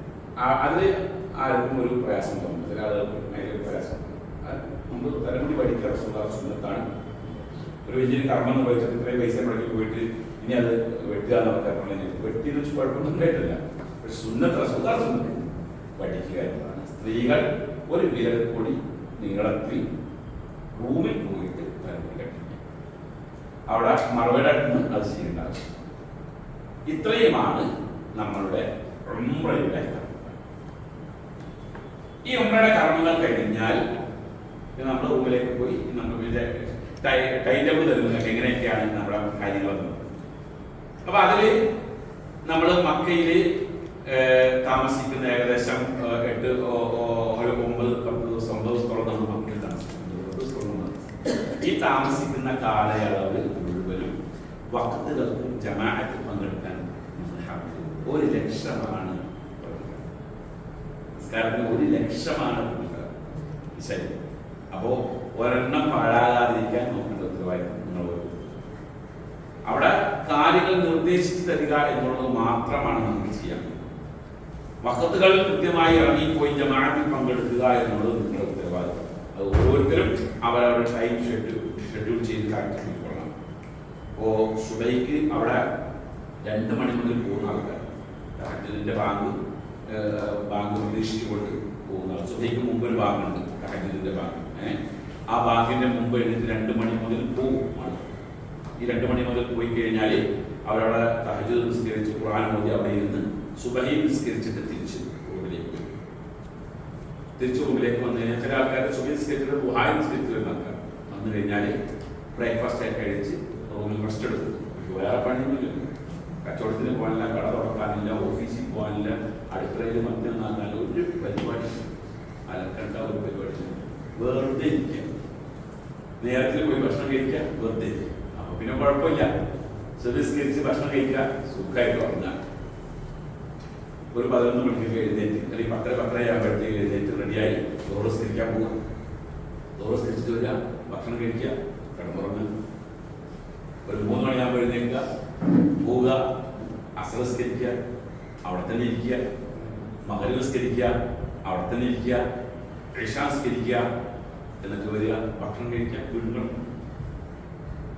ഇതാർക്കെങ്കിലും ബുദ്ധിമുട്ടുണ്ട്. അതല്ല അവിടെ നമ്മൾ ഭക്ഷണമൊക്കെ തയ്യാറാക്കണം, നിങ്ങൾ അവിടെ പോയി ജോലി എടുത്ത് പൈസ ഒക്കെ ഉണ്ടാക്കി കൊണ്ട് കൊടുക്കണം, ആ കൂടുതൽ ജമാഅത്ത് കൃത്യമായിട്ട് നിർവഹിക്കണം എന്നൊക്കെ പറഞ്ഞാൽ അത് റിസ്ക്കുള്ള പരിപാടിയാണ്. ഇതൊന്നുമില്ല. അപ്പൊ അതുകൊണ്ട് ഞാൻ സാധാരണ നിർദ്ദേശിച്ചു കൊടുക്കുന്ന രീതി അതാണ്. ഇങ്ങനെ ചെയ്ത് കഴിഞ്ഞാൽ അസർക്ക് പോയാൽ പിന്നെ മഗ്‌രിബ് ഇശാക്ക് ശേഷം തിരിച്ചു വരിക. അപ്പൊ അങ്ങനെ ഒരു വഖത്ത് നമുക്ക് മിസ്സാവില്ല, നഷ്ടപ്പെടില്ല. ഇതാണ് നമുക്ക് അവിടെ ചെയ്യാവുന്ന പ്രധാനമായ ഇബാദത്തുകൾ. പിന്നെ നമുക്ക് ചെയ്യാൻ പറ്റുന്ന തവാഫുകളാണ്. തവാഫ് ചെയ്യുമ്പോൾ ഇപ്പോൾ ഉള്ള ഇഹ്റാമിൽ ഉള്ള ആളുകൾ മാത്രമേ തവാഫ് ചെയ്യാൻ താഴേക്കുള്ളൂ. അപ്പൊ പെണ്ണുങ്ങൾക്ക് കുഴപ്പമില്ല, പെണ്ണുങ്ങൾക്ക് ബാഡ്ജ് ഇട്ട് നേരെ ഇറങ്ങാം. എപ്പോൾ ഉള്ള തവാഫ് ചെയ്യാം. പെണ്ണുങ്ങൾ ബാഡ്ജ് വേണം, ബാഡ്ജ് ഇട്ട് അവർക്ക് ഇറങ്ങാം. ആണുങ്ങൾ ഇഹ്റാമിന്റെ വേഷം തിരിച്ചിട്ട് ഇറങ്ങാൻ പറ്റും. അത് അവിടെ സാഹചര്യം ഇവിടെ നിങ്ങൾ ചെയ്തോ, എന്ത് അത് നിങ്ങൾക്കാണ് അതിന്റെ തീരുമാനം, നിങ്ങളാണ് എടുക്കുന്നത് എങ്ങനെ ചെയ്യണം. ഇനി നമുക്ക് അവിടെ നിന്ന് കുറച്ച് ദിവസം, ഇപ്പൊ നമ്മൾ ചൊവ്വാഴ്ച രാത്രി നടത്തി കഴിഞ്ഞാൽ വ്യാഴം, വെള്ളി, ശനി, ഞായറിന്റെ വെള്ളി കഴിഞ്ഞിട്ടുള്ള ഏതെങ്കിലും ഒരു ദിവസം നമ്മളൊരു തായിഫ് യാത്ര ഉണ്ടാവും. തായിഫ് യാത്രയിൽ തായിഫിൽ പോയിട്ട് നമ്മൾ തിരിച്ചു വരുമ്പോൾ നമ്മൾ കർമ്മൽ മനാസിൽ ഫ്ലൈറ്റിൽ നിന്ന് ഇഹ്റാം ചെയ്ത് ആ കർമ്മൽ മനാസിൽ ഇറങ്ങി നമ്മൾ അവിടെ ബസ് ഇറങ്ങിയിട്ട് നമ്മൾ അവിടെ ഇഹ്റാം കഴിച്ചു. അപ്പൊ വേണമെങ്കിൽ അവിടെ കുളിക്കുകയും ചെയ്യാം, അവിടെ നിന്ന് നിങ്ങൾക്ക് എന്ത് ചെയ്യാം, നേരിട്ട് എല്ലാ പരിപാടികളും ഉംറയുടെ എല്ലാ പൂർണ്ണമായ പരിപാടികൾ ഇഹ്റാമിന്റെ അവിടെ നിന്ന് ചെയ്യാൻ പറ്റും. അപ്പൊ ഒരു ഉംറ നിങ്ങൾക്ക് നിർവഹിക്കാം. അത് നിങ്ങൾക്ക് സ്വന്തമായിട്ട് പോയി ചെയ്യാൻ കഴിയും. അപ്പൊ ഉംറയുടെ രീതി അവർ നിങ്ങൾ മനസ്സിലാക്കിയിട്ടുണ്ടാവും. കൂട്ടിന് വരേണ്ട കാര്യമാണ് എങ്കിൽ ഞാൻ ഒപ്പം നിന്ന് കൊടുക്കുകയും ചെയ്യും. അത് കഴിഞ്ഞാൽ നമ്മൾ പിന്നെ കുറച്ച് 1-2 ദിവസം കഴിയുമ്പോൾ മക്കയിൽ അവിടുത്തെ പ്രധാനപ്പെട്ട സ്ഥലങ്ങൾ കാണാൻ പറ്റും. മോളിൽ കയറില്ല, താഴെ കാണിച്ചത് ആ മല കാണിച്ചത് അതാണ് ഗാർഹിറ, അതാണ് ഗാർഹിറ എന്ത് ചെയ്യും, നമ്മള് നമ്മള് ബസ്സിൽ നിന്ന് ഇറങ്ങിയിട്ട് വേണമെങ്കിൽ നിലത്ത് ഇറങ്ങിയിട്ട് കാണിച്ചു തരും. ഗാർഹിറ എന്ത് ചെയ്യില്ല, ബസ്സിൽ നിന്നിട്ട് കാണിച്ചത് ആ കാണാൻ ചിത്രവും. അറഫയിലൊന്നും ഇറങ്ങും, മിനയിലോ മുസ്ദലിഫയിലോ ഇറങ്ങില്ല. അവിടെ നിന്ന് നമ്മൾ തിരിച്ചു വരുമ്പോൾ നമ്മളൊരു മീഖാത്ത് പാസ് ചെയ്തു വരും. അപ്പൊ അവിടെ നിന്ന് നമുക്ക് എന്ത് ചെയ്യാം, ഒരു നമുക്ക് 3 ഉംറ നിർവഹിക്കാനുള്ള അവസരം. ഇനി ബാക്കി മീഖാത്തിൽ പോയിട്ട് ഉംറ ചെയ്യണോ വേണ്ടയോ, അത് അങ്ങനെ സുന്നത്ത് നമുക്ക് കാണിച്ചു തന്നിട്ടില്ല. അങ്ങനെ പോകുന്ന ആൾക്കാർ എൻ്റെ കൂടെ കഴിഞ്ഞ പ്രാവശ്യം വന്ന ഈ മാറ്റിൽ നിന്നുണ്ടായിരുന്ന ഒരു ആള്, അയാൾക്ക് ഡെയിലി പോയി ഉംറ ചെയ്യും. ഒരു വണ്ടി അവിടെ പോയിട്ട് തൻഈമിലല്ല, ഈ ആയിഷ പള്ളിയിലല്ല, അത് അവിടെ നമുക്ക് ഇല്ല. നമുക്ക് വരുന്ന വഴിക്ക് ഒരു മീഖാത്തുണ്ട്, അവിടെ ചെറിയ പൈസ 10-20 റിയാൽ ലൈൻ ടാക്സി പോകുന്നുണ്ട്. അപ്പൊ ഇതാണ് മക്കയിലെ നമ്മുടെ ആവശ്യം. മക്കയിൽ നിന്ന് പരമാവധി എവിടെ പോകാതിരിക്കുക. കുടുംബക്കാരും ബന്ധുക്കളും ജിദ്ദയിൽ തായ്ഫിൽ അവിടെ ഉണ്ട്, ഞങ്ങൾ അവിടെ പോട്ടെ ഇവിടെ പോട്ടെ. അപ്പൊ ഇപ്പോൾ പറയും നിങ്ങൾ അടുത്ത് നിർത്താൻ പറ്റില്ല. പക്ഷെ ആ പോക്ക് നിങ്ങൾ രണ്ട് ദിവസത്തെ വിഭാഗത്താണ് പറയുന്നത്, ആകെ കുറഞ്ഞ ദിവസം മാത്രമേ ഉള്ളൂ. അപ്പൊ അതുകൊണ്ട് പരമാവധി നിങ്ങൾ എവിടെയും പോകാതിരിക്കുക. ഞാൻ ഈ മക്കയിലെ നമ്മുടെ ഈ കാലയളവിൽ ഞാൻ നിങ്ങളെന്ത് ചെയ്യും, അവിടെ ഒരു സൂക്കിൽ എവിടെയെങ്കിലും കൊണ്ടുപോയിട്ട് എന്തെങ്കിലും വാങ്ങിക്കാനുണ്ടെങ്കിൽ ഏതെങ്കിലും ഒരു ദിവസം ഞാൻ നിങ്ങൾക്ക് പറ്റും. അത് നമ്മുടെ ഇവരുടെ ഭാഗമല്ല, ട്രാവൽസ് ടൂർ ഓപ്പറേറ്ററിന്റെ ഇതിന്റെ പാക്കേജിന്റെ ഭാഗമല്ല. അത് നിങ്ങൾ നമ്മുടെ സുഹൃത്തുക്കളെന്ന നിലയിൽ പോയി കാണിച്ചു തരുന്നല്ലോ. പിന്നെ അവിടെ നിന്നിട്ട് എനിക്ക് സുഖമുണ്ടായി പോകാൻ പറ്റില്ല, ഞാൻ ഒന്നും പറയും വേണ്ട, ചിലപ്പോൾ നമുക്ക് പോകാൻ പറ്റും. മക്കയിൽ നിന്ന് നമ്മൾ പിന്നെ മദീനയിലേക്കുള്ള യാത്രയാണ്. മദീനയിലേക്കുള്ള യാത്ര ഡേറ്റ് അറിയിക്കും, എങ്ങനെയാണെന്നുള്ളത് നമ്മൾ അറിയിക്കും. നമ്മുടെ ഒരു ജുമാ മിക്കവാറും മദീനയിലായിരിക്കും. മദീനയിലേക്കുള്ള യാത്രയിൽ നമ്മൾ ബദർ വഴിയായിരിക്കും അങ്ങനെ തന്നെയാണ് കഴിഞ്ഞ വർഷം പോയത്. കഴിഞ്ഞ വർഷം കുറച്ച് നമ്മൾ ലേറ്റ് ആയി പോയി. പാക്കേജിന്റെ ബദർ വഴിയായിരിക്കും പോവുക. ബദർ വഴി പോകുമ്പോൾ നമ്മൾ ബദർ കാണും, അതിന്റെ പരിസരങ്ങളൊക്കെ നമുക്ക് പരിചയപ്പെടുത്തരും. കുറച്ച് പരമാവധി നമ്മൾ നേരത്തെ പോകാനുള്ള പ്ലാൻ ചെയ്യുന്നുണ്ട്. അങ്ങനെയാണെങ്കിൽ കുറച്ച് ടൈം നമുക്ക് കുറച്ച് സ്പെൻഡ് ചെയ്യാം. ഇങ്ങനെയൊക്കെയാണുള്ളത്. നമ്മൾ മദീനയിലേക്ക് എത്തിക്കഴിഞ്ഞാൽ മദീനയിൽ നമ്മുടെ താമസം മർക്കസിൽ തന്നെയാണെന്ന് പറഞ്ഞത്. കഴിഞ്ഞ പ്രാവശ്യം താമസം വളരെ അടുത്ത് തന്നെയാണ്. ബാങ്ക് കൊടുക്കുമ്പോൾ ഇറങ്ങി കഴിഞ്ഞാൽ നിസ്കരിക്കാൻ നമ്മൾ ഹാമിലേക്ക് എത്താൻ പറ്റില്ല. അത്രയും അടുത്ത് താമസം ഉണ്ടായത്. മക്കയും മദീനയും ഒരിക്കലും കമ്പയർ ചെയ്യരുത്. രണ്ട് സ്ഥലങ്ങളും രണ്ട് രീതികളായിരിക്കും. അവിടുത്തെ പോലെയല്ലോ ഇവിടെ എന്ന് ആരും പറയുന്നില്ല. അപ്പോ മദീനയിൽ നമുക്ക് ഈ പറഞ്ഞ പോലെ അവിടെയും ജമാഅത്തുകൾക്കാണ് പ്രാധാന്യം. അവിടെ റൗള പാസും റൗളയിൽ കയറാനുള്ള പാസും വളരെ സുഖമാണ്. കഴിഞ്ഞ പ്രാവശ്യമൊക്കെ ഞാനത് ശരിക്കും അനുഭവിച്ചതാണ്. വളരെ എളുപ്പമാണ് റൗളയിൽ പോകാൻ. സമയമാണ് നമുക്ക് ബുദ്ധിമുട്ടില്ല. ചിലപ്പോൾ രാത്രി 2 മണിക്ക് കഴിക്കുന്ന സമയം തന്നെയാണ്. കുഴപ്പമില്ല, പ്രവേശമില്ല. അപ്പൊ ആ ടൈമിൽ നമ്മൾ അവിടെ പോയി റൗള പോവുക. റൗളയിൽ പോയി കഴിഞ്ഞാൽ അവിടെ പ്രത്യേക നിസ്കാരങ്ങളൊന്നുമില്ല. പിന്നെ നമ്മൾ മസ്ജിദിൽ കയറി എന്നുള്ളത് കൊണ്ട് അവിടെ 2 റക്അത്ത് നിസ്കരിക്കാം. അവിടെ പ്രത്യേക നിസ്കാരം എവിടെയും നിശ്ചയിച്ചിട്ടൊന്നും പറഞ്ഞിട്ടില്ല. റൗള പോകും. അത് കഴിഞ്ഞാൽ പിന്നെ മദീന സിയാറ, മദീനയിലെ ചരിത്ര സ്ഥലങ്ങൾ കാണാൻ വേണ്ടി പോകും. അതില് മസ്ജിദുൽ ഖുബ, മസ്ജിദുൽ ഖിബലത്തൈനി, പിന്നെ ഹന്തഖ് യുദ്ധം നടന്ന സ്ഥലം. അവിടെ ഇറങ്ങൂല, ബസ്സിൽ നിന്ന് കാണും, ഇറങ്ങൂല. പിന്നെ അവിടെ നമ്മൾ ഇറങ്ങും. കുറച്ച് ടൈം അവിടെയൊക്കെ പരിചയം, ആ ഹോജിന്റെ കുന്നും കാര്യങ്ങളൊക്കെ പരിചയപ്പെടുത്തി യുദ്ധം നടന്ന സ്ഥലങ്ങളൊക്കെ കൊണ്ട് കാണിച്ചിരുന്ന് ഊതിച്ചു മലാക്കിൽ കിടക്കുന്ന സ്ഥലങ്ങൾ അവരൊക്കെ കൊണ്ട് ഞാൻ പരിചയപ്പെടുത്തി. അപ്പൊ ഇത്രയും നമ്മൾ കാണും. പിന്നെ അവിടെ നിന്ന് ഒരു ഈത്തപ്പഴ ഷോപ്പിംഗ്, അത് ആ ബസ്സുകാരൻ കൊണ്ടുപോകും. അവിടെ ഖുർആൻ പ്രിന്റിംഗ് പ്രസ്സിൽ പോക്ക് മുമ്പുണ്ടായിരുന്നു. അത് രാവിലെയാണ് പോയിക്കൊണ്ടിരുന്നത്. കഴിഞ്ഞ യാത്രയിൽ രാവിലെ എന്നുള്ള പെർമിഷൻ ക്യാൻസൽ ചെയ്തു, വൈകുന്നേരത്തേക്ക്. അപ്പൊ അങ്ങനെ വരുമ്പോൾ നമ്മൾ സ്പെഷ്യൽ ബസ്സിലായിരിക്കും പോകും. കഴിഞ്ഞ ദിവസം ഞാൻ കൊണ്ടുപോയി എല്ലാവരെയും കൊണ്ടുപോയി കാണിച്ചു കൊടുത്തു. ഖുർആൻ, ഒരു ചെറിയ ഖുർആൻ എല്ലാവർക്കും സൗജന്യമായിട്ട് ചെയ്തു. ഇത്രയുമാണ് നമ്മുടെ യാത്ര. അവിടെ നിന്ന് മദീനയിൽ നിന്നിട്ട് നമ്മൾ റിട്ടേൺ പോവുകയും ചെയ്യും. അതാണ് നമ്മുടെ യാത്ര ചെയ്യുന്നത്. അതിൽ എന്റെ കൂടെ ഈ മദായിൻ സാഹിബ് വരണമെന്ന് താല്പര്യം പ്രകടിപ്പിച്ച ചില ആൾക്കാരുണ്ട്. നമ്മുടെ കൂടെ ബുക്ക് ചെയ്ത സമയത്ത് തന്നെ മദായിൻ സാഹിബ് എന്ന് പറഞ്ഞാൽ അവിടെ നിന്ന് 300 കിലോമീറ്റർ ദൂരെയുള്ള സ്ഥലമാണ് മദായിൻ സാഹിബ്. സ്വാലിഹ് നബിയുടെ കാലഘട്ടത്തിൽ ഒട്ടകത്തെ അർത്ഥ സംഭവമാണ്. ഹിജ്ർ എന്ന് പറയുന്ന പ്രദേശം, ഖുർആനിലെ സൂറത്തുൽ ഹിജ്ർ ആ സംഭവം നടന്ന സ്ഥലം. 6000 വർഷം മുമ്പുള്ള ഒരു ചരിത്രം നടന്ന സ്ഥലമാണ്. 6000 വർഷം മുമ്പ് അള്ളാഹുവിന്റെ ഒരു ശിക്ഷ ഇറങ്ങിയിട്ട് പിന്നീട് ഒരിക്കലും അവിടെ ജനവാസം ഉണ്ടായിട്ടില്ല. അങ്ങനത്തെ ഒരു പ്രദേശമാണ് ഇത് മദായിൻ സാഹിബ്. അതിന്റെ കൂടെ വരണമെന്ന് തീരുമാനിച്ചിരിക്കുന്ന കുറെ ആളുകളുണ്ട്. അത് ഞാൻ ഇവിടെ പറയാനുള്ള കാരണം വെച്ചാൽ അവിടെ ചെന്നിട്ടാണ് ഞങ്ങൾ നേരത്തെ അറിഞ്ഞെങ്കിൽ ഞങ്ങൾ വരുമായിരുന്നല്ലോ എന്ന് പ്രയാസം പറയാതിരിക്കാൻ വേണ്ടിയാണ് ഇവിടുന്ന് പറയുന്നത്. അപ്പൊ അങ്ങനെയുള്ള ആളുകൾക്ക് ആ ഒരു യാത്രകൾ അവിടുത്തെ സാഹചര്യം പോലെ ഞാൻ അവസരം ഒരുക്കും. അങ്ങനെ ഒരുക്കുകയാണെങ്കിൽ അതിന്റെ ഒരു പൈസ കയ്യിൽ കരുതിക്കൊള്ളാം. എക്സ്ട്രാ പൈസ അത് ഇതിൽ പാക്കേജിന്റെ ഭാഗമൊന്നുമില്ല, ഉറപ്പില്ല. അവിടെ ചെന്നിട്ട് തീരുമാനിക്കൊള്ളാം. അതൊക്കെ ഉള്ള കാര്യം നമ്മുടെ സമയവും കാര്യങ്ങളൊക്കെ നോക്കിയിട്ട് തീരുമാനിക്കുള്ളൂ. പിന്നെ നമുക്കുള്ള സംസം അത് നമ്മൾ തിരിച്ചു വരുമ്പോൾ എയർപോർട്ടിൽ കളക്ട് ചെയ്യും. ബാക്കി കാര്യങ്ങളൊക്കെ ഞാൻ ക്ലാസ് ടൈം നിങ്ങൾക്ക് ഷെഡ്യൂൾ ചെയ്തു. ആ ടൈമിനനുസരിച്ച് നിങ്ങൾ ക്ലാസ് എടുക്കണം. പിന്നെ ഒരു കാര്യം പറയാനുള്ളത്, ഈ ഗ്രൂപ്പ് 24-ാം തീയതി പുറപ്പെട്ട് തിരിച്ചു വരുന്നതിലെ ഗ്രൂപ്പിന്റെ ലീഡർ ഞാൻ. ആ രീതിയിൽ എല്ലാ അർത്ഥത്തിലും ഓരോ നിർദ്ദേശങ്ങളും കൃത്യമായി പാലിക്കെടുത്ത് വരുന്നു. കാരണം ഈ വരുന്ന ആളുകൾ അത്രയും അവിടെ പോയി ഉംറ ചെയ്ത് തിരിച്ചിവിടെ കൊണ്ടുവരിക എന്നുള്ള ഒരു വലിയ ഉത്തരവാദിത്വമാണ്. നിങ്ങൾ എന്നോടൊപ്പം സഹകരിച്ചെങ്കിൽ മാത്രമേ കഴിയൂ. അതുകൊണ്ട് തന്നെ 8 മണിക്ക് ഇറങ്ങണം എന്ന് പറഞ്ഞാൽ 8 മണിക്ക് റെഡി ആയിരിക്കണം. അരമണിക്കൂർ നേരത്തെ എത്തിയാൽ അത്രയും നല്ലത്. 8 മണിക്ക് ഇറങ്ങിക്കഴിഞ്ഞാൽ ചിലപ്പോ 8:15 വരേണ്ട ബസ് 8:30 വരേണ്ട ബസ് ചിലപ്പോൾ 9:00 വരിക. പക്ഷെ അത് നമ്മൾ നോക്കേണ്ട ആവശ്യമാണ്. നമ്മുടെ ഭാഗത്ത് ചെയ്യുക. കാരണം ട്രാഫിക്, നമ്മൾ താമസിക്കാൻ ഉദ്ദേശിക്കുന്ന ഹോട്ടൽ എന്നൊക്കെ പറയുമ്പോൾ കുറച്ച് ഇടുങ്ങിയ ഒരു റോഡുള്ളതാണ്. അവിടെ ബസ് എപ്പോഴും നിർത്തിയിടാൻ കഴിയില്ല. ഒരു ബസ് ടൈമിൽ വന്നിട്ട് നമ്മളെ കാണാതെ പോയി കഴിഞ്ഞാൽ പിന്നെ വലിയ പ്രയാസമായിരിക്കും. കഴിഞ്ഞ പ്രാവശ്യത്തിൽ അനുഭവമൊക്കെ ഉണ്ടായിട്ടുണ്ട്. അപ്പൊ അതുകൊണ്ട് ഗ്രൂപ്പ് ലീഡർ എന്ന നിലയിൽ നിർദ്ദേശിക്കുന്ന നിർദ്ദേശം, ടൈം കാര്യങ്ങൾ കൃത്യമായി തന്നെ എല്ലാ ആളുകളും പാലിച്ചിരിക്കണം. അല്ലാഹു സുബ്ഹാനഹു വ തആല നമ്മൾ ഉദ്ദേശിക്കുന്ന നിലയിൽ യാത്രകൾ എളുപ്പമാക്കി പെരുമാറാകട്ടെ. അത് പറഞ്ഞപ്പോൾ ഒരു കാര്യം പറയുന്നു, എല്ലാ കാര്യങ്ങളും നമ്മൾ പ്ലാൻ ചെയ്യുന്നത് പോലെ മുമ്പ് ഖാലിദ് സാർ പറഞ്ഞു. അതായത് ഫ്ലൈറ്റ് ആയാലും ബസ്സാണെങ്കിലും എല്ലാം അതൊന്നും നമ്മുടെ കയ്യിലില്ല. ഇവിടുന്ന് ചിലപ്പോൾ എയർപോർട്ടിൽ ചെന്നിട്ട് അവിടെ തങ്ങേണ്ട അവസ്ഥ ഉണ്ടാകും, പുറത്ത് ഹോട്ടലിൽ താമസിക്കേണ്ട അവസ്ഥ ഉണ്ടാകും, യാത്ര ക്യാൻസൽ ആയി പോകുന്ന സാഹചര്യങ്ങൾ ഉണ്ടാകും. അവിടെ പോയി ഇറങ്ങിയിട്ട് നിങ്ങൾ ഫസ്റ്റ് ഹജ്ജിന് പോയിട്ട് ആദ്യത്തെ ഹജ്ജിന് പോയിട്ട് ഹജ്ജ് ചെയ്യേണ്ടി തിരിച്ചു വന്നാണ്. ഹജ്ജിന് പോയിട്ട് ഹജ്ജ് ചെയ്യാൻ പറ്റാതെ തിരിച്ചു വന്നാണ്. അപ്പൊ നമ്മൾ പ്ലാൻ ചെയ്തു എന്നുള്ളത് കൊണ്ട് കാര്യങ്ങൾ നടന്നോണമെന്നില്ല.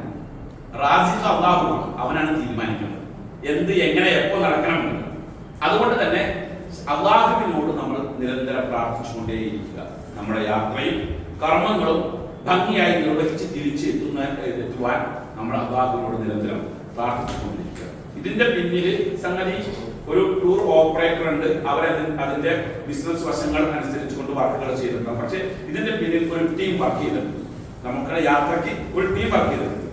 അവർക്ക് വേണ്ടിയും നിങ്ങൾ പ്രാർത്ഥിക്കുക. എല്ലാ ആളുകളും പരസ്പരം ദുആ വസിയത്ത് ചെയ്തുകൊണ്ട് നമ്മുടെ യാത്രക്കുള്ളതായ ഒരുക്കങ്ങൾ നിർവഹിക്കുക. അല്ലാഹു ഖൈറാക്കുമാറാകട്ടെ. എന്തെങ്കിലും ചോദിക്കാൻ ചോദിക്കാം, നമുക്ക് സമയം വൈകിക്കണം, നമ്മൾ ഇങ്ങോട്ട് നിർത്തണം. ചോദിക്കാൻ നമുക്കിപ്പോ ഉംറ കഴിഞ്ഞിട്ട് നമ്മള് കുറച്ച് സ്ഥലങ്ങൾ കാണാൻ പോകുന്നുണ്ടല്ലോ. അത് കഴിഞ്ഞിട്ട് വീണ്ടും ഉംറ ചെയ്യാന്നുള്ളതാണ്. അപ്പൊ നമ്മൾ ആദ്യം തന്നെ തഹല്ലുൽ ചെയ്യുമ്പോ പഠിച്ചോ വീണ്ടും പഠിച്ചോ, കുഴപ്പമില്ല. പകുതി കട്ട് ചെയ്ത് നിർത്തണ്ട. അത് നമ്മുടെ പരിപാടി. അങ്ങനെ ചെയ്യുന്ന ആൾക്കാരുണ്ട് അവിടെ. ഇവിടെ മാത്രം നിർത്തി മാറ്റി പഠിച്ചിരുന്ന ആൾക്കാരുണ്ട്. വേറെ എന്തെങ്കിലും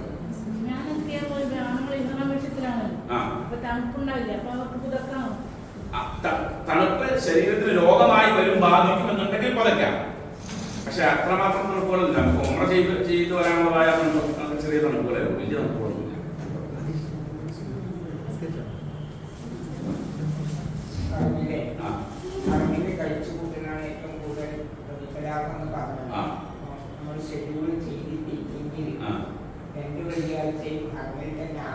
അത് നമുക്ക് ആലോചിക്കാം. ഞാൻ അങ്ങനെ പറഞ്ഞതിന്റെ നമ്മുടെ ദിവസങ്ങളുടെ കണക്ക് വെച്ച് നോക്കുമ്പോൾ ഇങ്ങനെയാണ് കിടക്കുന്നത് എന്നുള്ളത് കൊണ്ടാണ്. കാരണം നമ്മൾ വെള്ളിയാഴ്ച രണ്ടാമത്തെ വെള്ളിയാഴ്ച ഹറമിൽ പങ്കെടുത്ത പിന്നെ ശനിയാഴ്ച നമ്മൾ പോകാൻ പറ്റും മദീനയിൽ. ശനിയാഴ്ച മദീനയിലേക്ക് പോയാൽ തിങ്കളാഴ്ച നമ്മൾ തിരിച്ചു പോരുകയാണ്. അപ്പൊ ആ കുറഞ്ഞ ടൈമേ കിട്ടുള്ളൂ മദീനയിൽ, 1.5 ദിവസത്തിൽ കഷ്ടി. അത് മദീനയിലത്തെ എല്ലാ കാര്യങ്ങൾക്കും പ്രാപ്തമല്ല എന്നുള്ളത് കൊണ്ട് ഞാൻ ഒരു നിഗമനം പറഞ്ഞതാണ്. അത് വരാൻ തീരുമാനം.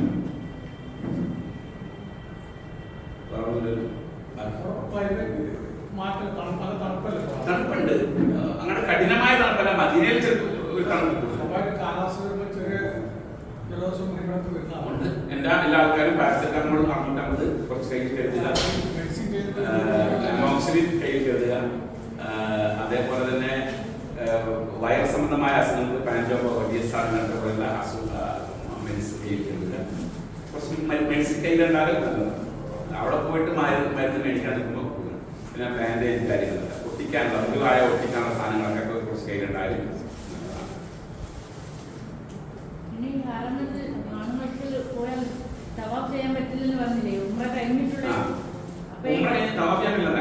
സാധാ വേഷത്തിൽ പോകാൻ പറ്റില്ല. തവാഫ് ചെയ്യുന്നിടത്തേക്ക് പോകാൻ പറ്റില്ല.